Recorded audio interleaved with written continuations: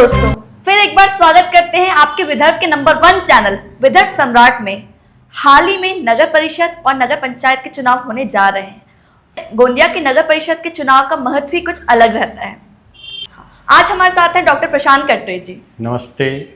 ये होम्योपैथिक के प्रसिद्ध डॉक्टर हैं और सामाजिक क्षेत्र में इन्हें बहुत काम किया है कि विशेषकर कोरोना काल के कामों की प्रशंसा इनके आज भी की जाती है। के अच्छे समर्थक थे और आरएसएस से भी पिछले कई साल से जुड़े हुए थे। पिछले कई सालों से विधानसभा और लोकसभा में आपने भाजपा से टिकट की मांग की, परंतु आपको नहीं मिली और आपने शिवसेना का दामन थाम लिया। तो आपको क्या लगता है, ऐसे क्या मजबूरी होगी भाजपा की? मैं आपको पहले तो एक बात बताना चाहूँगा कि अपने शब्द प्रयोग में लाया कि आरएसएस में जो भी काम करता है आदमी वो स्वयंसेवक की भांति काम करता है। और आरएसएस व्यक्ति निर्माण का, समाज निर्माण का, देश निर्माण का कार्य करती है, ना कि किसी पार्टी और ना कि किसी का समर्थन करती है। अब उसी व्यक्ति निर्माण के तहत मेरी भूमिका रही है। मैं समाज कार्य को, अपने कार्य करते करते समाज कार्य को भी प्राधान्यता के साथ लेता हूँ। और एक टीज बनी हुई थी कि गोंदिया मेरा सब में सुंदर जिला होना चाहिए, जिसमें स्वस्थता, स्वास्थ्य और सौहार्दपूर्ण वातावरण तथा भाईचारे के साथ में सभी को लेते हुए हम इसका युवाओं के लिए कैसा एक बेंच तैयार करें कि हमारा युवा गोंदिया छोड़ के पलायन न करे किसी काम के लिए। हमारी व्यवस्था ऐसी हो कि गोंदिया में ही उनके लिए एक प्लेटफॉर्म बने, उनके मुताबिक जो आज उनकी नीड होती है, इस प्रकार के वातावरण का निर्माण करे। इसीलिए मेरा एक अच्छा काम है पूरे भारत से। मैं देखता हूँ कि मेरे पास, आप लोगों ने सुना देखा भी होगा कि होम्योपैथिक में मैं सारे इतना अच्छा काम कर लेता हूँ। लेकिन काम करते करते मुझे चिंतन हुआ कि ये काम से भी और निकल के हमको अपने क्षेत्र को विकास करना है, अपने बच्चों को रोकना है, जिले को बूढ़ा होने से रोकना है, ये पलायन को रोकना है, रोजगार की निर्मित करना है। इसकी एक दिमाग में खलबल थी और उस खलबल की वजह से मैंने क्या किया, मैंने गत 3 बार भारतीय जनता पार्टी से माननीय प्रधानमंत्री नरेंद्र मोदी जी के नेतृत्व में जो चल रही थी, और उनको मैं तो पूरा का पूरा समर्पित भाव से काम किया है आज तक 40 वर्षों से। और एक दिमाग में था कि अब हम बहुत बड़ा बदलाव लाएंगे। मोदी जी ने बड़ा तो बदलाव ऊपर में लाया, लेकिन ज़मीनी हकीकत ये होती है कि यहाँ पे कोई भी काम सिर्फ बहुत ही खराबी से होता है, जिसका मैं बहुत ज़्यादा उल्लेख नहीं करूँगा। सब आप लोगों को मालूम किस प्रकार काम होते हैं, किसी पर टिक्का टिप्पणी नहीं करूँगा। और क्या कारण था, उन लोगों ने मुझे एक्सेप्टेंस नहीं दिया, इसलिए मैं यहाँ पे शिवसेना शिंदे गठ में धनुष बाण के साथ में आया हूँ। और वो भी मैं लास्ट मोमेंट तक प्रयास किया कि मुझे एक बार काम करने का मौका दिया जाए, ताकि गोंदिया की एक विकास की धारा को प्रभावित कर सकूँ। वो नहीं देने की वजह से मुझे पक्ष में शिवसेना जो मैत्रीपूर्वक गठ है, ऊपर में भी आपने देखा होगा, उसके साथ में ये भावनाओं के साथ में अच्छे काम जो माननीय नेतृत्व हमारे एकनाथ शिंदे जी करते हैं। और उसके बाद में हम आप थोड़ा नियरेस्ट जाइए भंडारा जिला में, तो माननीय नरेंद्र भोंडेकर जी का भी काम देखेंगे आप, तो बहुत सुचारू ढंग से अच्छा चल रहा है। तो वो सब देखते हुए मुझे ऐसा लगा कि मुझे इस काम को अब यहाँ पे, और जब मेरे पास आए कि बोले सर हमारे को आपकी ताकत चाहिए, हम अच्छा काम कर सकते हैं, इसलिए मैंने पक्ष प्रवेश किया है और अभी नगर परिषद के नगराध्यक्ष के पद के लिए भागीदारी की है। और मुझे विश्वास है मेरे पूरे नगर की माता बहने भाई लोगों का 1 घंटा मैं नगर विकास के लिए लूँगा। जैसे स्वयंसेवक की भूमिका पहले निपटाता था, वैसे ही समाज कारण से राजकारण को जिंदा करूँगा। और ये आप लोग देखेंगे भी, और भारत में एक ऐसी पहचान देंगे हम अपने ज़िले को, आपके सहयोग से, आपके माध्यम से। सबका साथ, सबका विकास। जब तक हर हाथ का समृद्ध नहीं लगता, तब तक कोई विकास नहीं हो सकता। कि सरकारी तंत्र पे ही हम पूरा डिपेंड नहीं हो पाते। तो हमारे पास तो कार्य पद्धति है, हम इतने दिन से काम करते हैं, हम समाज कार्य करते करते सारे, आप लोगों ने देखा होगा, इतने 21 जून के योगा के डे सारे संगठनों को एक साथ में जोड़ते हैं। और कितने सारी चीज़ों पे हम कृषि पे काम करते हैं हम, या तो ये जो हमारे नगर की व्यवस्था खराब हुई है, जिसमें स्वच्छता पे कोई काम नहीं होता है, जिसमें उसका वेस्ट मैन्योर पे कुछ काम नहीं होता है, यहाँ के स्वास्थ्य पे कोई काम नहीं होता है, सब चरमराई हुई व्यवस्था को रोजगार, ये सारी चीज़ को मैं लाने के लिए यहाँ पे आ रहा हूँ। बहुत अच्छी बात की सर आपने। आप हमेशा डॉक्टर बन के रोगियों का दूर रोग करते हैं। आपको क्या लगता है गोंदिया को कौन सा रोग लगा है और कौन सी दवाई काम करेगी?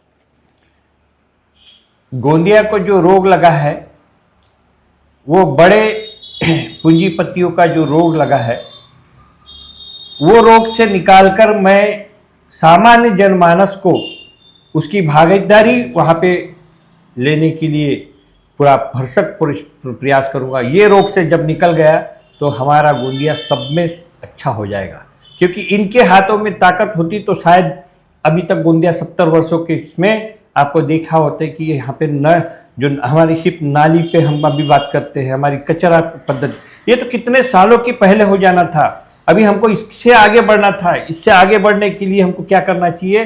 रोड मैप होना चाहिए। हमारे युवाओं के लिए क्या काम कर सकते हैं, हमारे पर्यावरण के लिए क्या काम कर सकते हैं, ये रोड मैप हमको तैयार करना था। ये रोड मैप तैयार न होने की वजह से अभी भी हम लड़ाई लड़ रहे, नाली गली नाली गली नाली गली। ये तो प्राथमिक सुविधा का, मूलभूत सुविधाओं का एक आधार है, और नगर परिषद, नगर पालिका का, नगर परिषदों का ये कार्य भी है।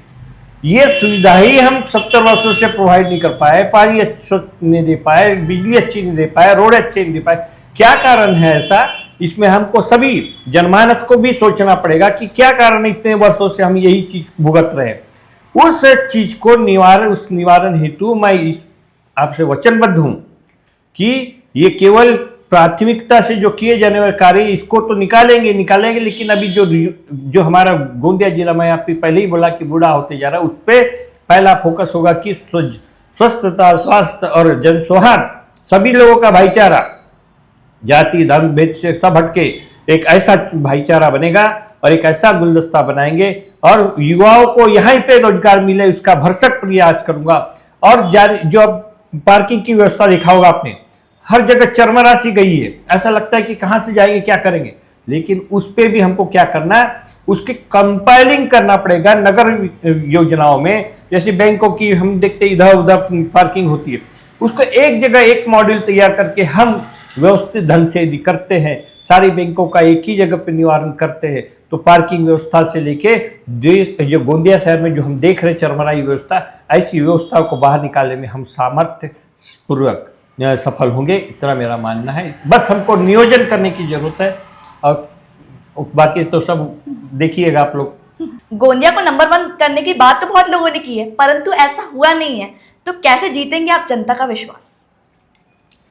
जनता का विश्वास तो जनता देखती है कि मैं राजकारण में, मैं समाज कार्य से आ रहा हूँ, समाज कार्य करते करते राजकारण में आ रहा हूँ, और मेरी कार्य पद्धति जनता को मालूम है। और नंबर 1 का सवाल रहा तो सिर्फ प्रशासन नंबर 1 नहीं कर सकता, हमको जनता के समर्थन के बिना कोई भी चीज़ सार्थक नहीं हो सकती।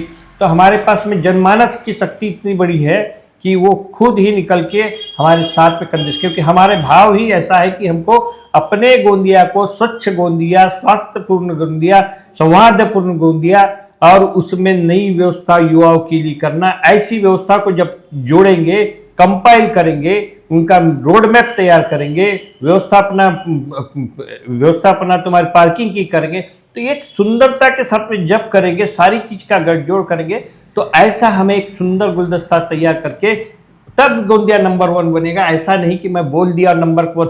पॉलिटिक्स की बात मैं नहीं कर रहा हूँ, मैं जो बोल रहा हूँ अपने निहित स्वार्थ के लिए नहीं बोल रहा हूँ। ये एक मेरा ध्येय रहेगा कि यदि मैं ये करते करते सार्थक हुआ तो मरने के बाद हजारों लोगों के आंखों में आंसू रहेंगे, वो मेरी जीत होगी असली, ये जीत नहीं है।